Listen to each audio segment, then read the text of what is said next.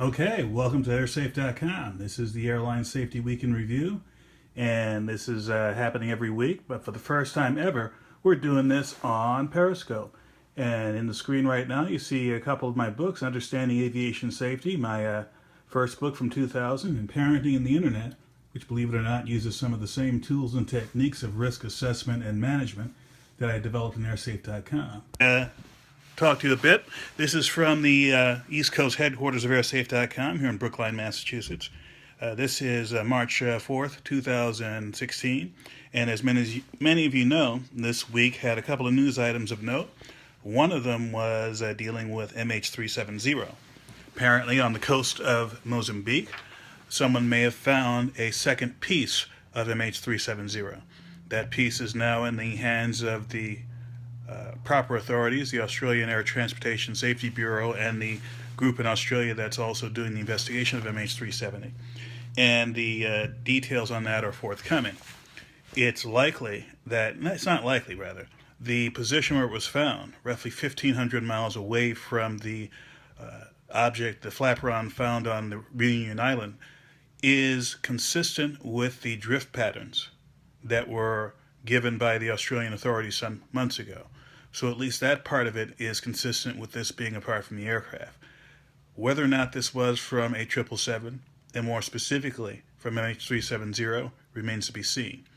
I suspect that within 1 to 2 weeks, we'll find out something about that. Also this week, there have been some reports, none confirmed, out of East Africa, that some of the groups in Somalia may be attempting to attack aviation in Kenya, either airports or aircraft, primarily domestic operators in Kenya. As many of you know, there's an ongoing conflict between elements in Somalia and elements in Kenya, amongst other countries in East Africa. And the explosion a few weeks ago of an A321 over Somalia may be related to what's been threatened to happen in Kenya, but that remains to be seen. In a more fun news item from the week, one of the TSA social media activists, social media focals, actually blogged about a confiscation of a pair of shoes that had, how should I say it? These were a pair of high heel stilettos that had simulated pistols for heels and had gun bullets molded into the side of the shoes and into some matching bracelets. As many of you know who follow airsafe.com, the TSA has been a constant source of entertainment and inspiration for the site, especially when they take actions which, in my opinion, don't really contribute to airline safety and security. If you do go to the site, specifically to the Twitter page for airsafe.com, which is twitter.com/airsafe, you'll see that recent post. If you go to the site itself, airsafe.com, you'll find a variety of resources related to TSA, including baggage rules, identification rules, how to travel with large amounts of cash, and other pointers. In addition, on MH370, I've been following that very closely on the site since it occurred almost 2 years ago. And if you go to the site mh370.airsafe.com, you'll come up with a variety of resources related to the crash, including a variety of interviews that I did subsequent to the aircraft going missing. And while we're on the subject, this is my first Periscope, and I would be very happy if any of you were to give me feedback either directly while we're live here or later on the website. Let me put on my glasses so I can actually see. And I wanted to give you a little idea of what goes on behind the curtain. Now, I'm hoping I could do this correctly. Flipping to the other direction, what you're seeing here is the media headquarters of airsafe.com. As you can see, I have a setup that includes a computer, a camera, and a microphone. So the camera and the microphone are instrumental in the podcast series that I've put out for about 10 years now. Over 270 podcasts. Many of them are essentially repostings of radio or television interviews that I've done with various news organizations. And some of them cover specific subject matter. And the computer is a Mac, nothing fancy about that, except that I do have a couple pieces of software that are absolutely essential for getting things done. I have Audacity, which I use for audio editing. And as you can see, I'm simultaneously doing a Periscope and recording this for an audio podcast to be displayed later. This is also something I came up with quite a long time ago when doing podcasts. I may simultaneously record on, let's say, the live radio channel online, and I would also record it here at my recording station. That way I could splice in the best quality recordings into the final product. Another extremely important thing that I use here is Skype. As many of you know, Skype allows you to have free calls around the world. And the quality of the audio on Skype is so good that sometimes I can take it as is and directly put it into the podcast. Earlier this week, by the way, if you go to podcast.airsafe.com, you'll find the list of recent podcasts. I had an interview with BBC, and it was a very good sound quality. Sounded like we're in the same room together, even though we're separated by an ocean. And I immediately posted that online. And in addition, I haven't booted it up yet, but I use Audio Hijack Pro, which on Macs is absolutely essential if you're going to capture audio live. And between those apps, I'm able to do all sorts of podcasting.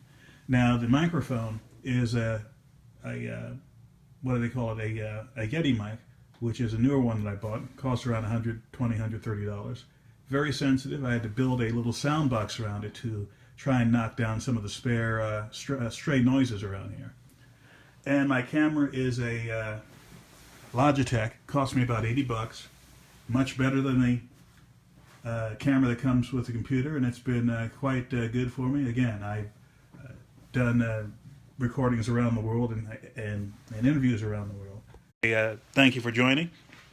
I didn't see your name there, but thank you for joining. This is the Dummin J. Thank you for coming here. I'm Todd Curtis. I created airsafe.com 20 years ago this year. In fact, July of 1996, literally 2 weeks to the day before the crash of Flight 800, TWA Flight 800. The site went online. It's been online continuously since then. And then thank you very much, Tim Dunker, for joining from Germany. Please tell all your friends, all the people you follow. If you have a Twitter account, please send something out about this.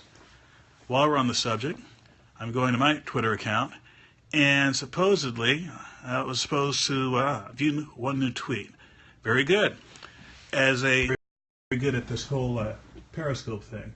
But they say, hey, if you set it up just right, you will have a tweet going out on your Twitter account saying we're live on Periscope. So there we have it. Live on Periscope. My first scope, I had that hashtag, MH370, because I talked about that earlier today, and TSA, which I also talked about. And for those of you who joined late, the TSA event was something that was tweeted out by their social media group. Very proud of the fact that in Baltimore they confiscated a pair of high-heel stilettos with simulated pistols for heels and simulated bullets around the edge of the shoes. Well, let's just say that the likelihood that this could have actually threatened anyone on that flight is nil. The TSA has regulations, or at least have guidelines that say realistic replicas of guns and ammunition are not allowed inside the passenger cabin. I don't know about you, but there is nothing realistic about this that would make me afraid for my life. And in other fun news, on the Twitter account, which again is the Twitter name is AirSafe, all lowercase. I've talked about the event last week where the Kenyan authorities were suspicious that there might be a threat against airliners in Kenya. I also had a fun interview with BBC. Fun in the sense of I get to go on BBC and nobody died in a plane crash. This was in South Africa at George Airport in the Western Cape, where they have a solar installation that is scheduled to take care of about 40% of their power needs. This is part of an overall effort on the South Africans to incorporate renewable power. And this is consistent with a theme I've seen in airports around the world, taking steps to reduce the environmental footprint of what happens at airports. Things such as incorporating emission-free taxis, using light rail and other mass transit, and in South Africa, using solar power.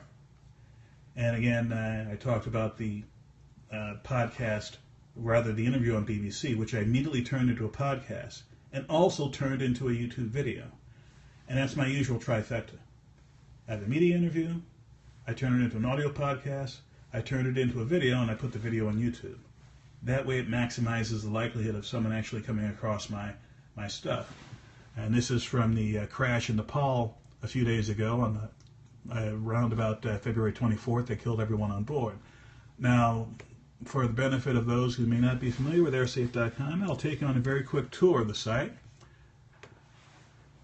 And as I joke with people, you don't have to remember the domain name. I've been around for so long, and I've done so much stuff in airline safety. Just type in airline safety into your favorite search engine. You will find me. And the site, again, has been up for 20 years, fairly basic. I have a lot of text, not a whole lot of multimedia.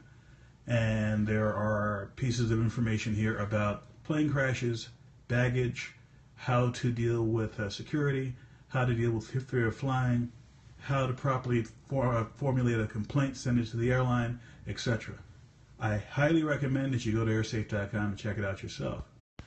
With that, I'd like to end my very first Periscope. By the way, the background here, if you've been fortunate enough to see me in some video interview somewhere, you might have seen this background. This is my office, not very fancy as a studio space.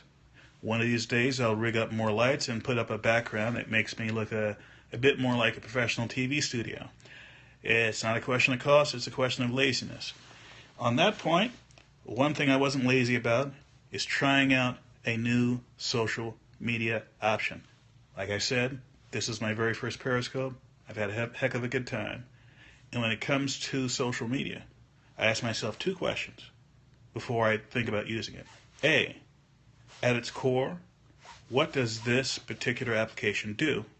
Second, what can it do for me? I've had a website, audio podcast, YouTube channel, contacts with media for years. But what I haven't had is the ability to do live television broadcast, which Periscope does very easily. Again, this is my first ever broadcast. It wasn't that fancy, but I got it out the door. With that, I bid you a fond farewell and visit us next week for the weekly air safety review from airsafe.com.